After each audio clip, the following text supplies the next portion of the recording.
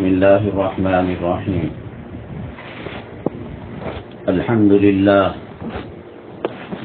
لله نحمده ونستعينه ونستغفره ونؤمن به ونتوكل عليه ونعوذ بالله من شرور أنفسنا ومن سيئات أعمالنا. من يهده الله فلا مضل له ومن يضلل فلا هادي له. ونشهد أن لا إله إلا الله وحده لا شريك له. ونشهد أن سيدنا ومولانا محمدا عبده ورسوله صلى الله عليه وعلى آله وأصحابه وبارك وسلم تسليما كثيرا. أما بعد، فأعوذ بالله من الشيطان الرجيم. بسم الله الرحمن الرحيم. يا أيها الذين آمنوا ادخلوا في السلم كافة ولا تتبعوا خطوات الشيطان. قال النبي صلى الله عليه وسلم: خيركم من تعلم القرآن وعلمه، أو كما قال النبي عليه الصلاة والسلام. رب اشرح لي صدري ويسر لي أمري واحلل عقدة من لساني يفقهوا قولي. اللهم صل على سيدنا مولانا محمد في أول كلامنا. اللهم صل على سيدنا مولانا محمد في أوسط كلامنا.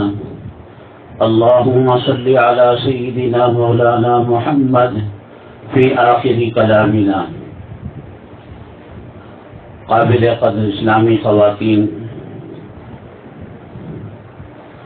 اللہ تبارک تعالی نے کروڑ مخلوق کو پیدا فرمایا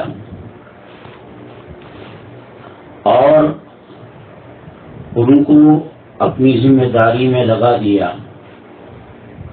درخت ہے، جنگل ہیں، وہ اپنا کام کر رہے ہیں. سمندر کا پانی اپنا کام کر رہا ہے.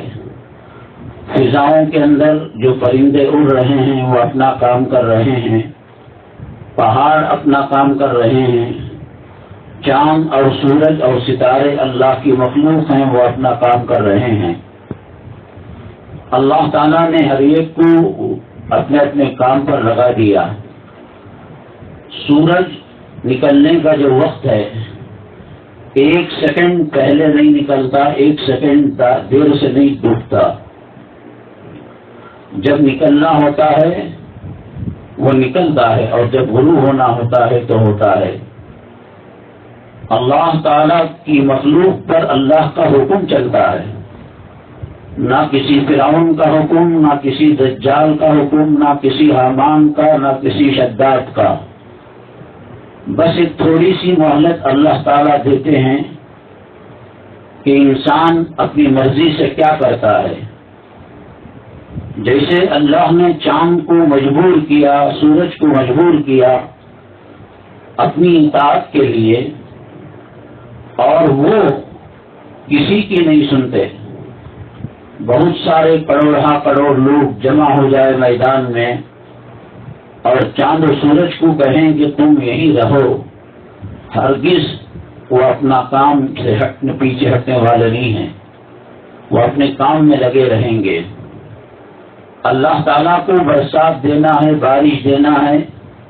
ساری دنیا مل کر اللہ کے حکم کو، اللہ تعالیٰ کی اس قدرت کے معاملے کو روک نہیں سکتے. اللہ تعالیٰ انسانوں میں کسی کو لڑکا دینا چاہے کوئی روک نہیں سکتا، کسی کو لڑکی دینا چاہے کوئی روک نہیں سکتا، کسی کو بانجھ بنائے کوئی روک نہیں سکتا. اللہ تبارک تعالیٰ کے قبضہ قدرت میں تمام چیزیں ہیں. میری ماں اور بہنیں، پوری دنیا کے اندر ہندوستان ایک عجیب کشمکش کی زندگی گزار رہا ہے. ہندوستان سے مراد یہ ہندوستان کے مسلمان باشندے بظاہر دیکھنے میں نماز ہو رہی ہے، روزہ ہو رہا ہے، صدقات ہو رہے ہیں، خیرات ہو رہا ہے، حج کے لیے لوگ جا رہے ہیں، عمرہ کر رہے ہیں، مدارس کے اندر کلام پاک کی تعلیم دی جاتی ہے، سب کچھ یہاں بظاہر ہو رہا ہے، اور لوگ یہ سمجھتے ہیں کہ صاحب یہاں پر دین مکمل طور سے زندہ ہے۔ ٹھیک ہے، نماز پڑھی جا رہی ہے، عبادتیں کی جا رہی ہیں، لیکن آزادانہ طور پر نہیں۔ جب چاہیں وہ رکا دیں کہ یہاں مسجد میں نماز نہیں پڑھ سکتے، یہ مدرسہ قائم نہیں ہو سکتا۔ ابھی کچھ مہینوں کے اندر سینکڑوں مدارس کو شہید کر دیا گیا، درگاہوں کو، مساجد کو، اور دین اسلام کے جو مرکزی ادارے ہیں ان پر بھی ان کی غلط نگاہ ہے اور غلط نظر ہے۔ کلام پاک کو جب ہم پڑھتے ہیں تو اس کے اندر ایک بات صاف نظر آتی ہے کہ اللہ تبارک تعالیٰ نے مسلمانوں کے لیے مدد کا وعدہ فرمایا ہے۔ بدر کے میدان میں اللہ نے مدد نازل فرمائی۔ آج بھی جو حجاج کرام، عمرہ کرنے والے زائرین، اب تو اجازت ہے، پہلے اجازت بھی نہیں تھی، بدر کے پاس مسافروں کو، زائرین کو لے جا کر وہ پہاڑ دکھاتے ہیں جس پر فرشتے اترے تھے مسلمانوں کی مدد اور نصرت کے لیے۔ اسلام کا پہلا معرکہ تھا، اسلام کی پہلی جنگ تھی۔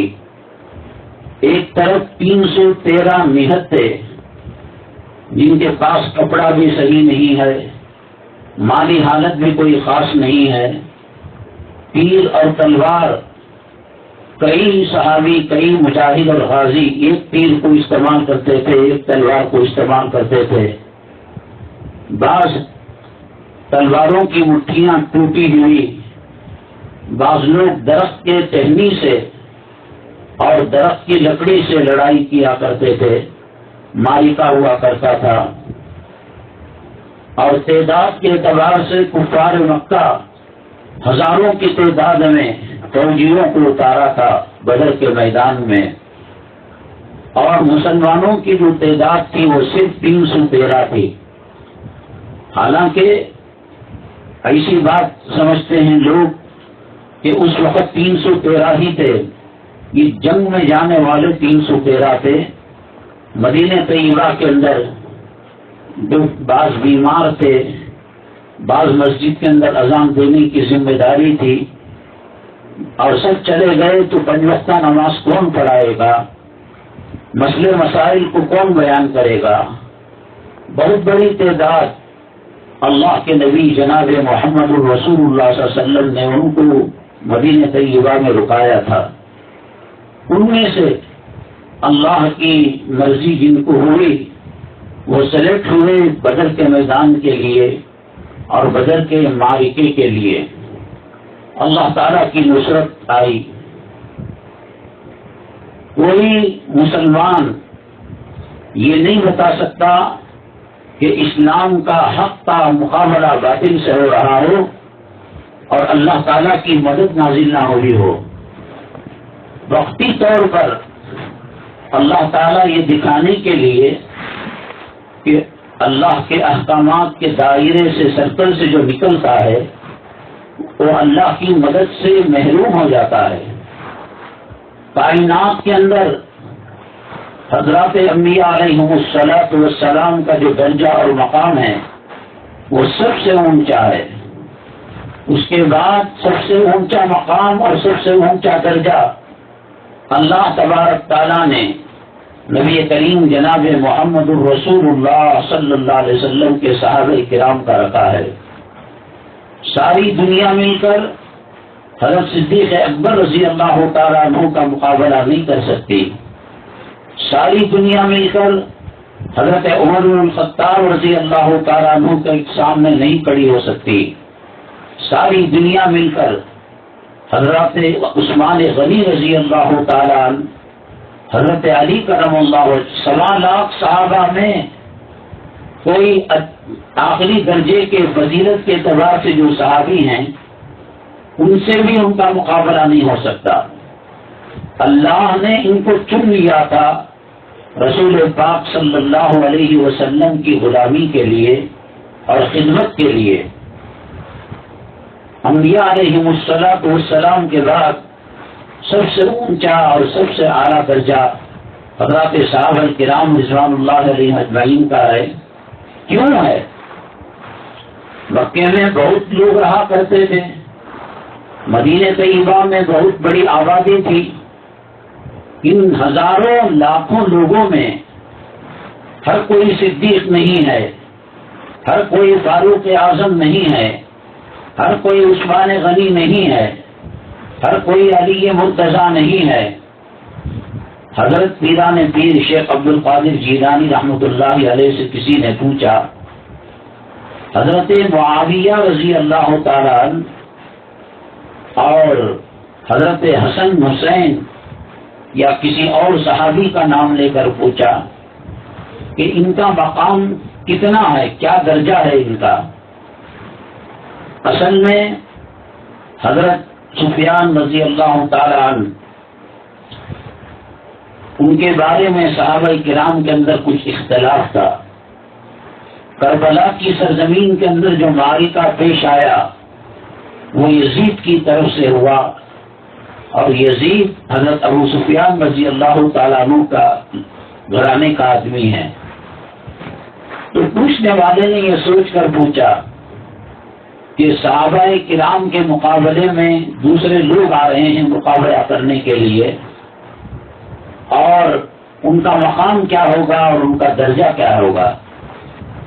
حضرت پیران پیر رحمۃ اللہ علیہ سمجھ گئے کہ مسئلہ کیا ہے. اللہ کے نبی جناب محمد رسول اللہ صلی اللہ علیہ وسلم نے فرمایا اتقوا فراست المومن فإنه ينظر بنور اللہ. مومن کی چالاکی سے بچو، وہ اللہ کے نور سے دیکھتا ہے. ڈاکٹر کی آنکھ ہماری آنکھ ہمارے جسم کے اوپری حصے کو دیکھ سکتی ہے.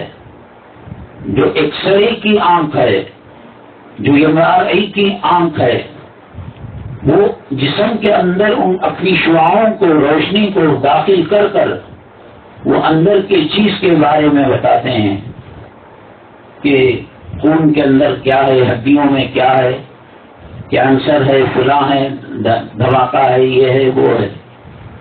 تو اسی طریقے سے معمولی انسان جو دیکھ سکتا ہے وہ انسان کے ظاہر کو دیکھ سکتا ہے. بھئی اس کو داڑھی ہے، بھئی یہ نمازی ہے، بھئی یہ خاتون اللہ کے راستے میں خیر خیرات کرنے والی ہے. دل کی حالت کو جاننے کے لیے، پہچاننے کے لیے ہمارے پاس کوئی آلہ نہیں ہے، ہمارے پاس کوئی انسٹرومنٹ نہیں ہے، ہمارے پاس سائنسدانوں کا بنائی ہوئی کوئی مشین نہیں ہے. اللہ تبارک تعالیٰ مومنوں کو فراست دیتے ہیں. حضرت علامہ انور شاہ کشمیری رحمۃ اللہ علیہ دارالعلوم دیوبند کے اندر حدیث شریف، بخاری شریف کی کتاب پڑھایا کرتے تھے. اس زمانے کے اندر جو لوگ ایک بہت بڑا طبقہ رسول پاک صلی اللہ علیہ وسلم کو خاتم النبیین نہیں سمجھتا تھا، مانتے کہ اللہ کے نبی ہیں، مانتے کہ اللہ کے رسول ہیں، لیکن یہ نہیں مانتے کہ آخری نبی ہیں اور آخری رسول ہیں. رسول پاک صلی اللہ علیہ وسلم کو جیسے ماننا اس طریقے سے ماننے کا نام ایمان ہے. اپنے طریقے سے اگر کوئی مانتا ہے اور عقیدے میں فرق لاتا ہے، اللہ تبارک تعالیٰ کے یہاں اس کا ایمان قبول نہیں ہے. نماز بھی پڑھتا ہے، روزہ بھی رکھتا ہے، صدقہ بھی کرتا ہے، خیرات بھی کرتا ہے، مسجدیں بھی تعمیر کرتا ہے، مدرسوں کو چندہ دیتا ہے، یتیموں، بیواؤں، مسکینوں کی رکھوالی کرتا ہے، خیر کے کام کرتا ہے، لیکن رسول پاک صلی اللہ علیہ وسلم کو آخری نبی نہیں مانتا. کافروں میں اور غیر مسلموں میں اس میں کوئی فرق نہیں ہے۔ رسول پاک صلی اللہ علیہ وسلم پر اور اللہ پر ایمان اس طریقے سے لانا چاہیے جیسے اللہ کا حکم ہے، جیسے نبی کریم صلی اللہ علیہ وسلم کا فرمان ہے۔ اپنی مرضی سے، اپنی سوچ سے ہم اللہ کو اللہ مانیں، نبی کو نبی مانیں، وہ ایمان اور وہ اسلام اللہ کے دربار کے اندر قبول نہیں ہے۔ تو رسول پاک صلی اللہ علیہ وسلم خاتم الانبیاء ہیں، آپ پر نبوت ختم ہو جاتی ہے، رسالت ختم ہو جاتی ہے، اور قیامت تک کے لیے اس کے بعد کوئی نہ نئی کتاب آئے گی، نہ کوئی نیا رسول آئے گا، نہ کوئی نیا نبی آئے گا۔ حضرت عیسیٰ علیہ السلام آئیں گے، دجال کے فتنے کو ختم کریں گے، وہ بحیثیت نبی نہیں آئیں گے، وہ بحیثیت رسول نہیں آئیں گے۔ ہندوستان ملک کا بادشاہ اگر حج کرنے کے لیے جائے تو اس کی بادشاہت کی پگڑی ہندوستان کے بارڈر پر ختم ہو جاتی ہے۔ وہاں طواف کرنے کے ٹائم رسول اللہ صلی اللہ علیہ وسلم کے ریاض الجنہ میں جانے کے وقت میں بادشاہ ہوں، میں شہنشاہ ہوں، میری حکومت اتنے کروڑ لوگوں پر نہیں، تو تیرے علاقے کا بادشاہ ہے، ہمارے علاقے کے جو بادشاہ ہیں وہ الگ ہیں، تیری بادشاہت یہاں پر ختم ہو جاتی ہے۔ نبی کریم جناب محمد الرسول اللہ صلی اللہ علیہ وسلم پر نبوت اور رسالت کو ختم کر دیا گیا۔ حضرت عیسیٰ علیہ السلام جو آئیں گے اور امت کے فتنوں کو ختم کریں گے، دجال کا خاتمہ کریں گے، وہ بحیثیت نبی نہیں آئیں گے، بحیثیت رسول نہیں آئیں گے، بلکہ ایک عام امتی بن کر، جیسے ہم لوگ نماز پڑھتے ہیں، 5 وقتہ وہ نماز پڑھیں گے، رمضان آئے گا ہم جیسے روزے رکھتے ہیں، یہ نہیں کہ میں الگ نبی ہوں، الگ پیغمبر ہوں، میرے اوپر انجیل کو نازل کیا گیا، نہیں صاحب، وہ تمہارا زمانہ تھا، وہ تمہارا علاقہ تھا، وہ کرنسی وہاں پر ختم ہو گئی، وہ پاسپورٹ اور ویزا وہاں پر ختم ہو گیا، اب یہ آ رہے ہو آقا کے غلاموں میں، آقا کا غلام بن کر آ رہے ہوگے۔ اگر عیسیٰ علیہ السلام انجیل پر عمل کریں گے، رسول پاک صلی اللہ علیہ وسلم کی روایتوں کو پیچھے رکھیں گے، اللہ کے یہاں ان کی بھی پکڑ ہوگی۔ تو بہرحال میری ماں اور بہنیں، اللہ کے نبی جناب محمد الرسول اللہ صلی اللہ علیہ وسلم پر رسالت کو ختم کر دیا گیا، نبوت کو ختم کر دیا گیا، اور یہ مسلمانوں کی ذمہ داری ہے کہ مسلمان اس طریقے سے اللہ پر اور اللہ کے نبی پر ایمان لائے، اسلام لائے، جیسے اللہ تعالیٰ کا فرمان ہے اور نبی صلی اللہ علیہ وسلم کا حکم ہے۔ تو آقا دو عالم صلی اللہ علیہ وسلم کی تعلیمات ایک مخصوص علاقے کے لیے، ایک مخصوص قوم کے لیے، ایک مخصوص زمانے کے لیے نہیں ہیں، وہ دنیا کے چپے چپے کے پیغمبر ہیں، ہر ذات ہر برادری کے پیغمبر ہیں، اور انلمیٹڈ زمانہ 1,00,000 کروڑ سال کے بعد قیامت آ رہی ہے، تب تک بھی آپ کی تعلیمات جاری ہوں گی اور ساری ہوں گی۔ تو ان میں اللہ تبارک تعالیٰ نے حضرات صحابہ کرام رضوان اللہ علیہم اجمعین کو رسول پاک صلی اللہ علیہ وسلم کی خدمت کے لیے چن لیا۔ حضرت پیران پیر رحمت اللہ علیہ سے پوچھا کہ ابو سفیان رضی اللہ تعالیٰ عنہ اور حضرت حسن حسین میں کس کی فضیلت اونچی ہے؟ اللہ نے صحابی بنا دیا، کائنات کے اندر نبوت و رسالت کے بعد اس سے بڑا کوئی مقام نہیں ہے۔ میری ماں اور بہنیں دیکھیے، صحابی حدیثوں کو زیادہ پڑھ کر نہیں بن رہا ہے۔ اگر حدیثوں کی وجہ سے صحابی کو صحابی کہا جانا تھا، حضرت ابو ہریرہ رضی اللہ تعالیٰ صفہ کا جو چبوترا ہے، اس کے اسٹوڈنٹ تھے اور اس کے وہ طالب علم تھے۔ اللہ کے نبی صلی اللہ علیہ وسلم حدیثوں کو بیان کرتے، وہ یاد کر لیا کرتے تھے۔ بیچ میں ایک وقت ایسا آیا کہ حضرت ابو ہریرہ رضی اللہ تعالیٰ ذرا ان کو گھلاٹ کی ہو جاتی تھی، حدیث کے اندر کوئی جو ہے جملہ یا کوئی حدیث ان کو سنانے سے رہ جاتی تھی. اللہ کے نبی جناب محمد الرسول اللہ صلی اللہ علیہ وسلم سے شکایت کی، اے میرے آقا، میرے محبوب، میری یادداشت ہے وہ ذرا کمزور ہو گئی ہے.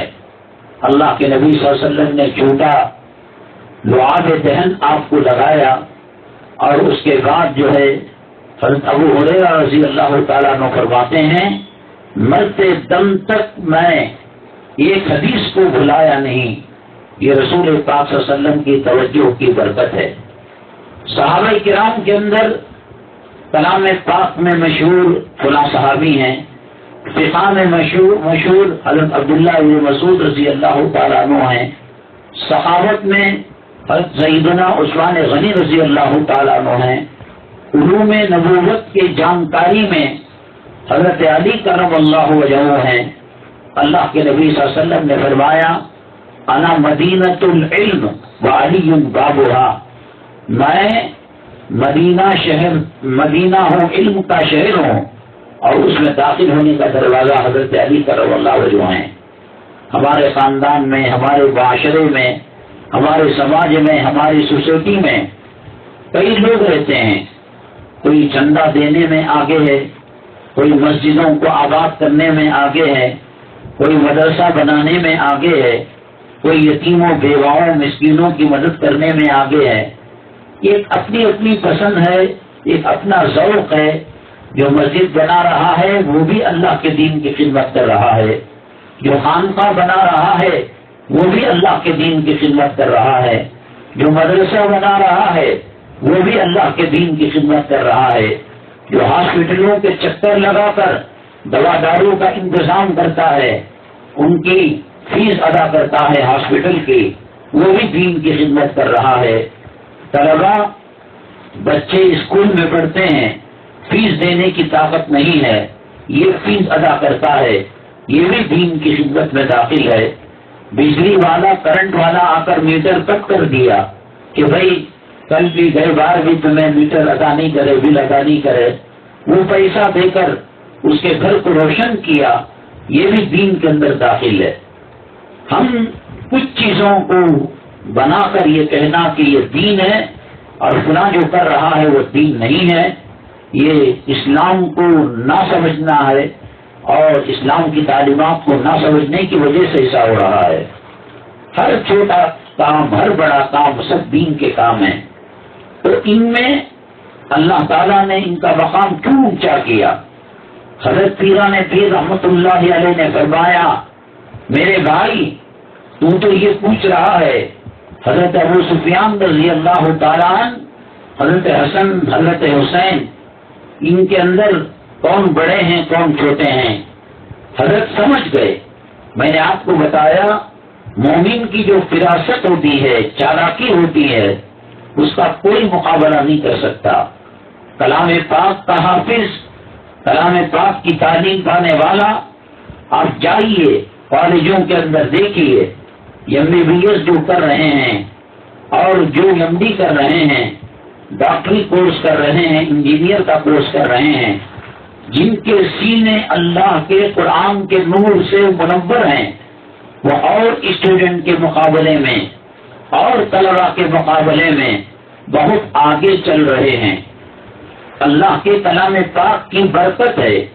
اللہ تعالیٰ جب سب سے قیمتی چیز قرآن ان کے سینے میں رکھ دیا تو یہ ڈاکٹری کی تعلیم، یہ ہڈیوں کا ٹوٹنا، یہ جوڑنا، یہ دانتوں کا گرانا اور لگانا، یہ دوائی ڈالنا اور نکالنا، قرآن کریم کی تعلیمات کے سامنے اس کا کوئی مقام نہیں ہے اور کوئی مرتبہ نہیں ہے. ہاں ٹھیک ہے، انسانیت کی خدمت کے لیے اگر جو ہے مسلمان ڈاکٹر بنتا ہے، انجینئر بنتا ہے، وہ ارادہ ہے کہ میں مسلمانوں کو دھوکے سے بچاؤں گا. ہر طرف تباہی بچی ہوئی ہے. کورٹ میں جائیں وہاں دھوکہ، ہوٹلوں میں جائیں وہاں دھوکہ، آفسوں میں جائیں وہاں دھوکہ. ہر لائن کے اندر شیطان شرماتا ہوگا کہ میں بھی اتنا دھوکہ لوگوں کو نہیں دیتا جتنا دھوکہ مسلمان کو دے رہا ہے۔ رمضان المبارک آتا ہے نیکیاں کمانے کے لیے، ایک لوٹ مار چل رہی ہے، کپڑے کی قیمت بڑھ گئی، درزی کی مزدوری بڑھ گئی، کھلا ہوا دھماکہ ہوا۔ جو سموسہ افطاری سے قبل 30 روپے میں ہوتا تھا وہ افطاری کے بعد مغرب کے بعد 5-10 روپے پر آ جاتا ہے۔ کیوں بھائی؟ اس سے پہلے تو نیک نیتی کر مناسب قیمت کے اندر روزے داروں کو روزے میں کے ثواب میں حصہ لینے کی نیت سے کام کرتا، یہ نوبت کیوں آتی؟ بہرحال میری ماں اور بہنیں، تو عبادت کرنے کے اندر، سخاوت کرنے کے اندر، راتوں میں جگنے کے عجیب 1.25 لاکھ صحابہ، ایک صحابی کے اندر اللہ نے ایک عجیب و غریب صفت کو دے رکھا تھا۔ حضرت عثمان غنی رضی اللہ تعالیٰ عنہ اتنے بڑے کاروباری آدمی تھے، تاجر آدمی تھے کہ ان کا جب قافلہ مدینہ طیبہ میں آیا تو مسجد نبوی صلی اللہ علیہ وسلم کے کھوٹے میں جہاں جانوروں کو باندھا جاتا ہے، پہلا جانور وہاں اور آخری جانور سمندر کے ساحل کے پاس جہاں قریب میں سمندر ہوتا ہے، یعنی ہزاروں لاکھوں کروڑوں کا مال ان کے پاس تھا۔ حضرت عثمان غنی رضی اللہ تعالیٰ گھر میں داخل ہوئے، بیگم صاحبہ نے کہا اے عثمان غنی رضی اللہ تعالیٰ یہ اتنا مال کیا کرو گے؟ آپ نے فرمایا کہ اس میں جو زکوٰۃ نکالنی ہے نکالیں گے، جو صدقہ کرنا ہے کریں گے، خیرات کرنا ہے کریں گے، اور بچت آقا کے قدموں میں پیش کر دیں گے۔ بیگم صاحبہ نے کہا کون ہے بیگم صاحبہ؟ نبی کریم جناب محمد الرسول اللہ صلی اللہ علیہ وسلم کی صاحبزادی۔ کیا یقین ہے کہ ہم فجر کی نماز تک زندہ رہیں گے؟ میرے محبوب فرماتے ہیں ایک سلام کے بعد دوسرے سلام کی گارنٹی نہیں ہے۔ یہاں تاج محل بن رہا ہے، یہاں لال قلعہ بن رہا ہے، یہاں بیوی زمین چاہیے، یہاں کمرشل کمپلیکس چاہیے، یہاں سونے چاندی کی جو ہے دکان چاہیے۔ جو روح کی قربانی دے کر، ماں باپ کی قربانی دے کر، اولاد کی میاں محبت کی قربانی دے کر، یار آشناؤں کے ساتھ کھیلنا کودنا اس کی قربانی دے کر، کوئی یورپ کے اندر ہے، کوئی امریکہ کے اندر ہے، کوئی آسٹریلیا کے اندر ہے، کوئی سعودی عرب کے اندر ہے، میری ماں اور بہنیں، کیا مال و دولت کا مقام ماں کی خدمت سے بڑھ گیا؟ باپ کے مقام سے بڑھ گیا؟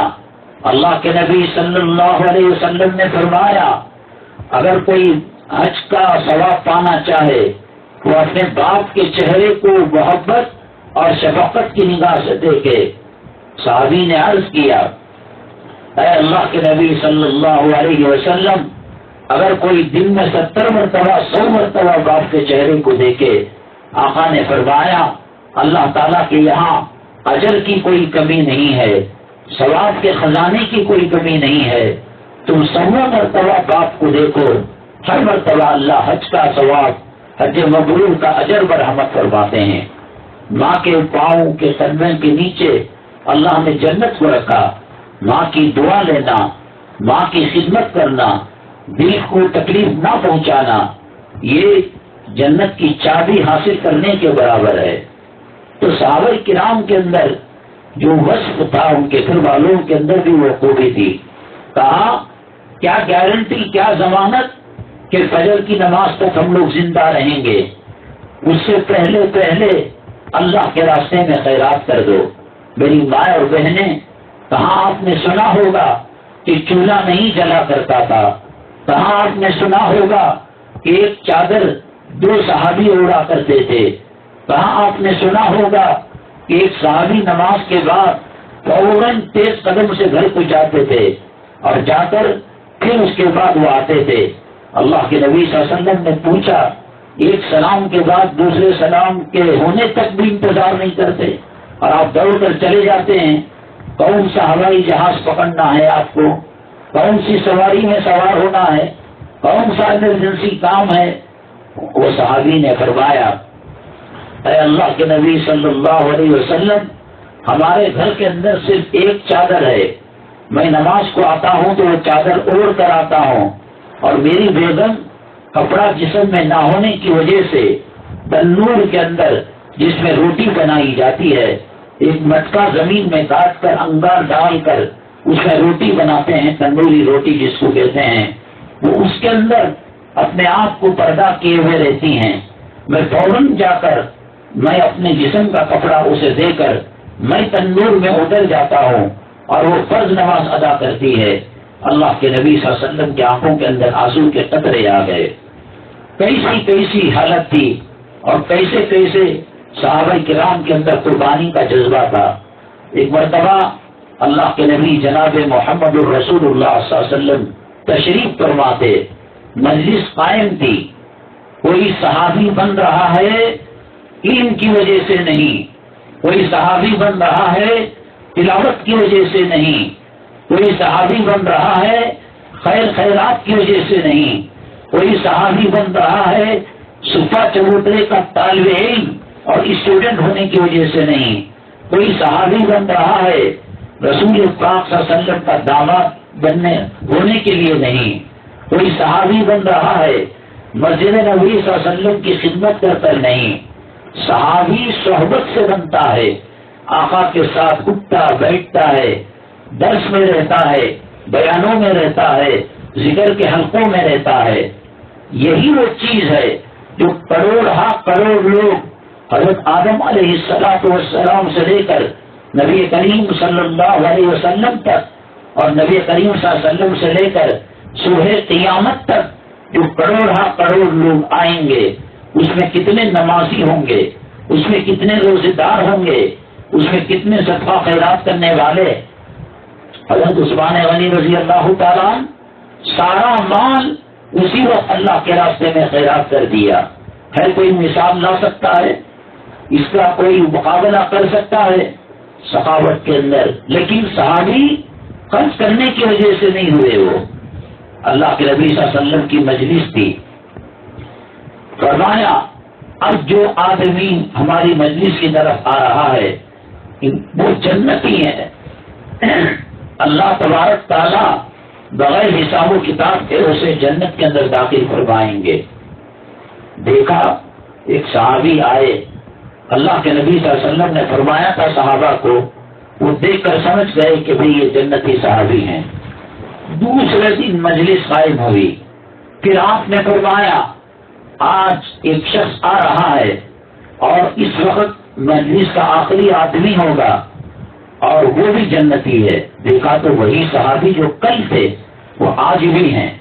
تیسرا دن تھا، اللہ کے نبی صلی اللہ علیہ وسلم نے فرمایا ایک آ رہے ہیں آنے والے، اللہ تعالیٰ ان کو جنت میں بغیر حساب و کتاب کے داخل فرمائے گا۔ حضرت عمر فاروق رضی اللہ تعالیٰ عنہ ہو سکتے ہیں، حضرت صدیق اکبر ہو سکتے ہیں، حضرت عثمان غنی نہیں، وہی صحابی جو پہلے دن آئے، دوسرے دن آئے، تیسرے دن آئے۔ حضرت بلال رضی اللہ تعالیٰ عنہ غالباً وہ ہیں یا کوئی اور صحابی؟ فرماتے ہیں کوئی خاص ان کا مشغلہ نہیں، ڈیوٹی نہیں، چلو بھی فلاں آدمی شادیاں کرانے کے اندر بڑا مشہور ہے، فلاں آدمی مریضوں کو دوا دلانے کے اندر مشہور ہے، فلاں آدمی علماء آتے ہیں تو ان کو اپنے گھر میں لے جا کر کھانا کھلاتا ہے، تحفہ دیتا ہے، ہدیہ دیتا ہے۔ سفیر لوگ جو مسجد و مدرسے کی خدمت انجام دیتے ہیں ان کو اپنے گھر میں پناہ دیتا ہے۔ ایسی کوئی چیز تمام صحابہ کی طرح، عام صحابی کی طرح کوئی خاص کام نہیں۔ جیسے حضرت بلال حبشی رضی اللہ تعالیٰ اذان دیا کرتے تھے، ایک صحابی رسول پاک صلی اللہ علیہ وسلم کی خدمت میں اور آپ کی حفاظت میں ساری رات کمرے کا پہرا دیا کرتے تھے۔ اس نام کا پلر آج بھی ریاض الجنہ میں ہے، جس کا نام ہے باب الحرس، سین، جس کے معنی پہرے داری کے ہیں۔ کوئی کلام پاک کی تلاوت میں مشہور ہے، اور اتنا مشہور ہے کہ اللہ تعالیٰ نے نبی کریم صلی اللہ علیہ وسلم سے فرمایا کہ فلاں صحابی کو کہو کہ وہ میرا قرآن پڑھے، تو رسول پاک صلی اللہ علیہ وسلم نے ان کو بلایا اور فرمایا کہ کلام پاک پڑھو۔ اللہ تعالیٰ نے درخواست بھیجی ہے جبریل علیہ السلام کے ذریعے سے اللہ تعالیٰ کی منشا ہے کہ آپ قرآن پڑھے. رسول پاک صلی اللہ علیہ وسلم نے وہ صحابی کو بلایا اور کہا کہ آپ کلام پاک کی تلاوت کریں. رونے لگے. اے میرے آقا، میرے محبوب صلی اللہ علیہ وسلم، یہ جو کچھ آج ہم پڑھ رہے ہیں، یہ جو کچھ ہم تلاوت کر رہے ہیں، یہ آپ کے قدموں کا صدقہ ہے، یہ آپ کی جوتیوں کی برکت ہے. کیا میں آپ کے سامنے پڑھوں گا؟ اللہ کے نبی صلی اللہ علیہ وسلم نے فرمایا، اللہ تعالیٰ نے حضرت جبرائیل علیہ السلام کو بھیج کر تمہارا نام لے کر بتایا اور کہا کہ ان کو کہو قرآن پڑھنے کے لیے. اور جب حضرت رسول پاک صلی اللہ علیہ وسلم نے فرمایا اللہ نے آپ کا نام لے لیا ہے، حضرت صحابی رونے لگے اور اتنا روئے ہچکیاں بند ہو گئی. اللہ سما، کیا اللہ نے میرا نام لیا؟ عرش کے پاس صحابہ فرشتوں کے سامنے کرسی کے پاس میرا نام لیا. کوئی ایم ایل اے، کوئی منسٹر، کوئی کروڑ پتی، کوئی چودھری، کوئی جو ہے صدر، ملا، ارب پتی، کوئی کام نہیں آئے گا. کام آئے گا یہ طالب علم، کام آئے گا یہ کام آئے گا یہ دین کا غازی فقیر جو ایک وقت کھا کر ایک وقت کافا کرتا ہے. اس کے ہاتھ اٹھیں گے اس کی دعائیں مغفرت کے لیے. ایم ایل اے کے بازو کھڑے ہو کر، کارپوریٹر کے بازو کھڑے ہو کر، کتا اور خنزیر کا گوشت کھانے والوں کے پاس کھڑے ہو کر، شرابی اور زانی لوگوں کے پاس کھڑے ہو کر سیلفی لے رہے ہو. میرے اللہ کی قسم، قیامت کے دن نہ تمہیں ولی کا ہاتھ ملے گا، نہ نبی کا ساتھ ہوگا. اللہ تعالیٰ فرمائیں گے المرء مع من احبا. دنیا میں علماء سے محبت نہیں تھی، قرآن والوں سے محبت نہیں تھی، حدیث والوں سے محبت نہیں تھی، خیرات کرنے والوں سے محبت نہیں تھی، مساجد تعمیر کرنے والوں سے محبت نہیں تھی. شادی میں بھیک منگا کسی چوری کے جوتے پہن کر آیا، یہ کھڑ کر سیلفی لے رہا ہے. اللہ کے نبی صلی اللہ علیہ وسلم نے فرمایا المرء مع من احبا. قیامت کے دن حشر اسی کے ساتھ ہوگا جس کے ساتھ دنیا میں وہ محبت کیا کرتا تھا. ناچنے والوں سے محبت، گانے والوں سے محبت. کٹنگ کا ہیئر اسٹائل ایک آیا ہے، سائڈ میں کٹنگ ہوتی ہے اور بیچ میں کٹوری کی طرح بال ہوتے ہیں. آپ دیکھیے گا، آپ نیٹ کے اندر چیک کیجئے گا.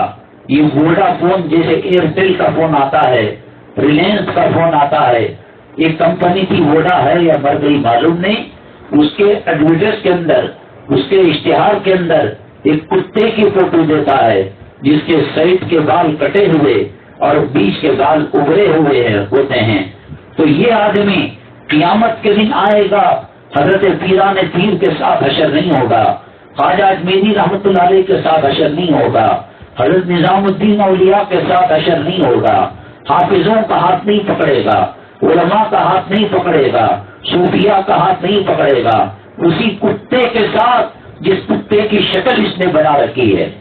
کٹنگ کے اندر بعض مرحلے ایسے ہوتے ہیں جیسے خنزیر ہے، ناپاک جانور ہے، پگ ہے، اس کی کٹنگ ہیئر اسٹائل ہے. خدا نہ کرے ایکسیڈنٹ کے اندر اس کی موت ہو گئی، خدا نہ کرے وہ ہارٹ اٹیک میں مر گیا اور کفن کے اندر جو لپٹا گیا وہ کتے کی شکل کی کٹنگ تھی، تو کیا من رب کا جواب دے گا؟ کیا پیٹ کے اندر حرام کے لقمے لے کر وہ عذاب قبر سے بچ پائے گا؟ کیا قیامت کی رسوائی سے بچ پائے گا؟ کیا وہ جہنم کے عذاب سے بچ پائے گا؟ ان ربک لبالمرصاد. اللہ فرماتے ہیں اے غافل انسان، اے جو ہے بھلکڑ آدمی، کیا تیرا رب تجھے نہیں دیکھ رہا ہے؟ کیا تیرا رب جب آنکھوں کے اشاروں کو سمجھتا ہے؟ تیرا رب دل کے اندر کوئی بات بعد میں آتی ہے، پہلے سن لیتا ہے، سمجھ لیتا ہے. کہاں غافل ہے تو نے فجر کی نماز چھوڑی، اللہ کا عذاب نہیں آیا، تو نے یہ سمجھ لیا کہ اللہ نہیں دیکھ رہا ہے. تو نے گاہک کو دھوکہ دیا، سود کا پیسہ کھایا، رشوت کا پیسہ کھایا، حرام کا پیسہ کھایا اور آرام سے کارخانہ فیکٹری چل رہی ہے، تو سمجھ رہا ہے کہ اللہ تعالیٰ نہیں دیکھ رہا ہے. اللہ دیکھ رہا ہے. اللہ مہلت کی ڈوری کو ڈھیلے رکھے ہوئے ہے. جس دن اللہ کے عذاب کی بیڑی کس جائے گی، پھر ہندوستان کے حکمران، پھر مسلمانوں کے اوپر سلطنت کرنے والے، حکم چلانے والے، وہ رحم دل نہیں ہوں گے، وہ سنگ دل ہوں گے، وہ کھڑے کھڑے ٹرین سے دھکا دے کر گرا دیں گے، وہ گلے پر چھری چلا دیں گے، وہ لاش کے اوپر استنجا کریں گے، وہ ٹوپی کی توہین کریں گے، وہ مساجد و مدارس اور جو ہے علماء کے جو حلقے ہیں ان کی وہ توہین کریں گے۔ میری مائیں اور بہنیں، ایمان کو آج کے زمانے میں سلامتی کے ساتھ رکھنا ہے، دنیا کی کوئی چیز کام آنے والی نہیں ہے۔ ہم یہی سمجھ رہے تھے جوانی کا حصہ ہے، بہت لمبی مدت تک جوان رہیں گے، ہمارے سر کے بال سفید نہیں ہوں گے، ہم کسی کو دیکھتے سیڑھیاں چڑھتے ہوئے یہ سمجھتے ہیں کہ بہت دنوں کے بعد یہ نوبت آئے گی، لیکن یہ پتہ نہیں کہ اتنی تیزی کے ساتھ جوانی گئی، بچپنا گیا، بڑھاپے میں قدم رکھے، آنکھوں کی روشنی کم ہوئی، قوت سماعت کم ہوئی، چلنے پھرنے کی طاقت کم ہوئی، میموری پاور کم ہوا۔ بہت قریب ہے قبر کی منزل، بہت قریب ہے عالم برزخ کی منزل۔ اے غافل انسان، کہاں بھاگ رہا ہے؟ کفن تجھے تیرا بازار میں آ چکا ہے، جنازے کی تیاری ہو چکی ہے، اور تو جلوے کے لیے یہ کپڑا، ولیمے کے لیے یہ جوڑا، جمعگی کے لیے یہ جوڑا، کہاں بھاگ رہا ہے؟ تیری سواری کا انتظام ہو چکا ہے، نہ پیٹرول ہے، نہ ڈیزل ہے، نہ الیکٹرک، اس کے اندر کوئی بیٹری لگی ہوئی ہے۔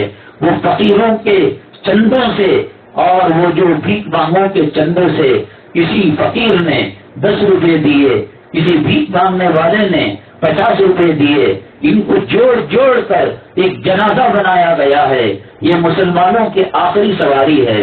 کہاں نوشا دن میں 3 مرتبہ ڈریس بدلتا ہے، کہاں عید کے موقع پر نماز کے وقت جبہ شریف اور چمکانے جانے کے لیے اور پکنک کو جانے کے لیے اور پارکوں کے اندر لڑکیوں سے آنکھ لگانے کے لیے سمندر کے پانی میں، ندیوں کے پانی کے اندر ڈبکی جب عورت لگاتی ہے، لڑکے آ کر گھیر لیتے ہیں، اس لیے کہ جسم پر جب پانی لگتا ہے کپڑا چپک کر جسم کو لگ جاتا ہے۔ کہاں شریعت کے اندر یہ کہا گیا کہ دیور موت ہے؟ کہاں شریعت کے اندر کہا گیا کہ ایک عورت غیر محرم حمام کے اندر صابن کا استعمال کرتی ہے اور اس کے سر کا بال اس میں لگ جاتا ہے؟ کہاں شریعت میں یہ کہا گیا کہ یہ صابن استعمال کرنا دیور کے لیے، غیر محرم کے لیے جائز نہیں ہے، کیونکہ یہ صابن کے اندر جو بال لگا ہوا ہے وہ فتنہ پیدا کر سکتا ہے، وہ زنا کے دروازوں کو کھول سکتا ہے۔ جس شریعت مطہرہ کے اندر اتنی دور کے سے عزت کو بچایا گیا، عصمت کو بچایا گیا، عزت اور پاک دامنی کو بچایا گیا، برقع دیا گیا، جسم کو چھپانے عزت کا لباس دیا گیا، آج وہ عورت کہاں پر کھڑی ہوئی ہے؟ کیوں نہیں اللہ کا عذاب آئے گا؟ کیوں نہیں اللہ کا قہر آئے گا؟ جو نبی صلی اللہ علیہ وسلم خنزیر سے نفرت کیا کرتے تھے، سور سے نفرت کیا کرتے تھے، میری مائیں اور بہنیں، آپ انٹرنیٹ کے اندر ذرا انکوائری کرے، ذرا تحقیق کرے۔ بس مسجد نبوی صلی اللہ علیہ وسلم کے اندر مردوں کے زیارت کرنے کا ٹائم الگ ہے، نبی صلی اللہ علیہ وسلم کے روزے مبارکہ کی، اور خواتین کے زیارت کرنے کا ٹائم الگ ہے۔ یہ بند سور کر جا رہی ہیں، ارے تو کشمیر کو جا رہی ہے کیا؟ تو اوٹی کو جا رہی ہے کیا؟ سوئٹزرلینڈ جا رہی ہے کیا؟ یورپ اور امریکہ کو پکنک کے لیے جا رہی ہے؟ ارے بے وقوف کہیں کی کمبخت مارے، تیرے دماغ کو کسی کتے نے چاٹ لیا۔ محبوب پاک صلی اللہ علیہ وسلم کے دربار میں جا رہے اور ہونٹوں پر لالی لگی ہوئی ہے اور ہاتھوں میں مہندی لگی ہوئی ہے، کیا تیری کوئی سہاگ رات باقی رہ گئی تھی؟ نبی کو ناراض کرنے والے کم تھے کہ سور کی چربی لگی ہوئی نیل پالش اور سور کی چربی لگی ہوئی لپسٹک اور وہ میک اپ کا سامان جو کتے سور کھانے والی قوم، جو ماں بہنوں سے زنا کرنے والی قوم بناتی ہے، اور پھر اس کو استعمال کر کر اس مرتبہ بہت اچھا کیا۔ جو ہے حجاج کی جو خدمت گزار ہیں، ہندوستان اور پاکستان کی 4 عورتوں کو، 2 ہندوستان کی تھی اور 2 پاکستان کی تھی، ان کو ایئرپورٹ سے واپس ڈیپورٹ کر دیا گیا، جاؤ جاؤ ڈانس کرنا ہے اپنے ملکوں میں کرو، جاؤ جاؤ جسموں کی نمائش کرنا ہے اپنے ملکوں میں کرو۔ قصور کیا تھا؟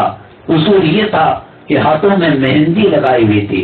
اللہ کے دربار میں توبہ کرنے جا رہے ہیں، میک اپ کر کر اللہ کے دربار میں گناہوں کی معافی کا پروانہ لینے جا رہے ہیں، غیروں کا لباس پہن کر نبی کے دربار میں سلام پڑھنے جا رہے ہیں، خنزیر اور جو ہے برے جانوروں کی چربی کو استعمال کر کر نبی کا دل دکانے جا رہے ہو یا نبی پر درود پڑھنے جا رہے ہو۔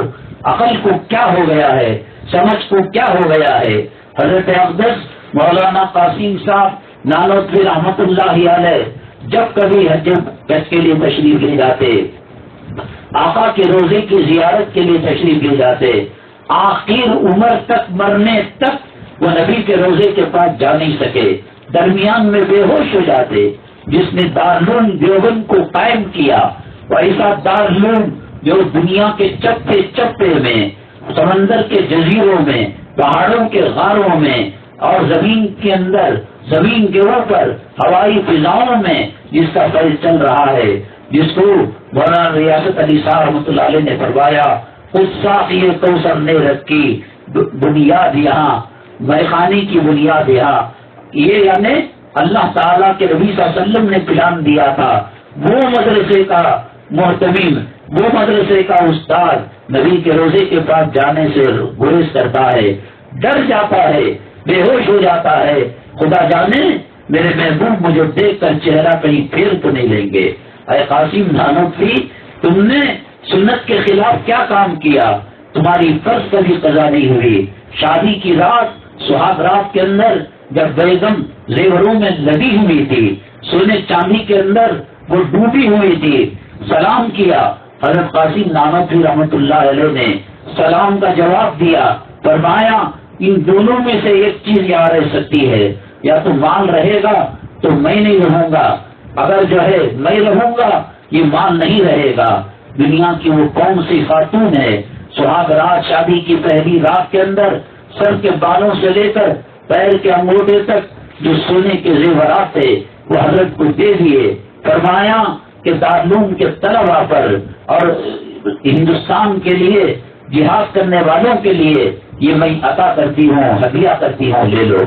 ایسے بزرگ آقا کے دربار میں جاتے ہوئے کئی بے ہوش ہو کر گر جاتے ہیں، ہوش آتا ہے تو فرماتے ہیں نہیں نہیں میں کیا منہ لے کر جاؤں گا۔ جن کی زندگی دین کی خدمت کے لیے لگ گئی اور جن کی زندگی کے اندر دین کا ایک ایسا چراغ روشن کیا کہ وہ آج بھی دارالعلوم کے نام سے دیوبند کے اندر سلگ رہا ہے، روشنی دے رہا ہے۔ افریقہ، امریکہ، آسٹریلیا، عرب ممالک، یورپی ممالک، دنیا کا وہ کون سا حصہ ہے کہ جہاں کے لوگ دارالعلوم سے فائدہ نہ اٹھائے ہوئے ہوں۔ خدا کا خوف نکل چکا ہے، اللہ کا ڈر ہمارے سے نکل چکا ہے۔ تو میں یہ عرض کر رہا تھا کہ وہ صحابی آئے اور اللہ کے رسول صلی اللہ علیہ وسلم نے بشارت دی تو حضرت بلال فرماتے ہیں کہ بھئی کیا وجہ ہے؟ حالانکہ رسول اللہ صلی اللہ علیہ وسلم کو عالم الغیب نہیں تھے، کون آ رہا ہے کون جا رہا ہے، فرمایا آنے والا جنتی۔ تو ان کا کوئی خاص عمل بھی نہیں، فلاں ہیں بھی وہ چندہ دیتے ہیں، فلاں ہیں وہ گھر بن کر دیتے ہیں، فلاں ہیں ہاسپٹل کی فیس دیتے ہیں، فلاں ہیں وہ اسکول کی فیس دیتے ہیں۔ وہ تو ایک معمولی صحابی حضرت بلال اذان دیتے ہیں اور وہ جو ہے رات میں پہرا دیتے ہیں اور وہ جو ہے مسجد کو صاف کرنے والی خاتون ہے۔ ایسا کوئی کمال، کوئی بس وہ صحابی کا نہیں ہے۔ بہت پریشان ہوئے، سمجھ میں نہیں آئی بات، کہنے لگے میرے بھائی مجھے 3 دن تک، اس لیے کہ مہمان کو 3 دنوں تک رہنے کی اجازت ہے، اس کے بعد میزبان کی اجازت لینی پڑے گی۔ اجازت لی اور گھر میں کھانا پینا رہنا سہنا، تو سارا دن ایسے ہی گزر گیا۔ رات آئی، بچوں کے ساتھ کھیلے کودے اور سو گئے، اور وہ تہجد کے لیے 1.5 گھنٹے کو 2 گھنٹے کو نہیں، آخر وقت میں اٹھے اور تہجد پڑھی انہوں نے، کوئی خاص عمل نہیں۔ جیسے حضرت عثمان غنی رضی اللہ تعالیٰ عنہ کا خاص عمل تھا، اور ایک صحابی تھے انہوں نے باغ کو اللہ کے راستے میں دے دیا، تو پھر وہ اپنے باغ میں کھجوروں کے قدم نہیں رکھے، بیگم سے کہا ہو بیگم نکل جاؤ، یہ میں نے اللہ کے راستے میں خیرات کر دیا، تو بیگم بھی وہیں سے آواز لگاتی ہے، بہت مبارک ہو، بہت مبارک ہو۔ آج کی عورت ہوتی تو کہتی جی ہمارے بچے کہاں جائیں گے، لڑکیوں کی شادی کیسے ہوگی۔ بہرحال 3 دن گزر گئے اور اس کے بعد پوچھا کہ میں نے کوئی خاص عمل نہیں دیکھا، تہجد تو پڑھتے ہیں اور اتنی لمبی تو تم پڑھتے نہیں ہو، اشراق ہے، اوابین ہے، چاشت ہے، نفلی روزے ہیں، کوئی خاص عمل نہیں ہوتا، کیا معاملہ ہے؟ حضرت نے فرمایا، جن کے بارے میں رسول اللہ صلی اللہ علیہ وسلم نے بشارت دی کہ دیکھو بات اصل میں یہ ہے کہ رات کو سونے سے پہلے میں اللہ سے دعا کرتا ہوں، اے اللہ جس نے میرے اوپر زیادتی کی ہے میں معاف کرتا ہوں، تو بھی معاف فرما دے، اور میں نے جن کے اوپر زیادتی کی ہے اے اللہ یہ ثواب پہنچا کر ان سے معافی مجھے دے دے، میں بھی معاف کرتا ہوں ان سے بھی معافی دلوا دے۔ یہ کہہ کر دلوں کا کینہ، دلوں کی غلاظت اور دلوں کے اندر کالا پن، سیاہی، اس کو دھو کر میں سوتا ہوں۔ تو ایک صحابی کی ایک خاصیت ہے، لیکن وہ صحابی اس خاصیت کی وجہ سے نہیں بنے۔ جیسے یہ مجلس ہے، یہ مجلس رسول پاک صلی اللہ علیہ وسلم کے صحابہ کی مجلسوں سے اس کا رشتہ جا کر ملتا ہے، وہیں سے یہ حضرات صحابہ کرام صحابی بنے، اور تفصیلات ہیں انشاءاللہ اگلے ہفتے عرض کیے جائیں گے۔ اللہ تبارک تعالیٰ ہمارے کہنے سننے کو قبول فرمائے، ہمارے مجلس میں جو کوتاہیاں ہوتی ہیں اللہ معاف فرمائے۔ اللہ تبارک تعالیٰ امت مسلمہ بالخصوص ہندوستان کے مسلمانوں کی حفاظت فرمائے۔ الحمدللہ رب العالمین، والصلاة والسلام على سید المرسلین وعلى آلہ وصحبہ اجمعین ومن تبعهم بإحسان إلى يوم الدین۔ اللهم ارحم امت محمد صلی اللہ علیہ وسلم، اللهم اصلح امت محمد صلی اللہ علیہ وسلم، اللهم فرج عن امت محمد صلی اللہ علیہ وسلم۔ سبحان ربک رب العزة عما یصفون وسلام علی المرسلین والحمد للہ رب العالمین۔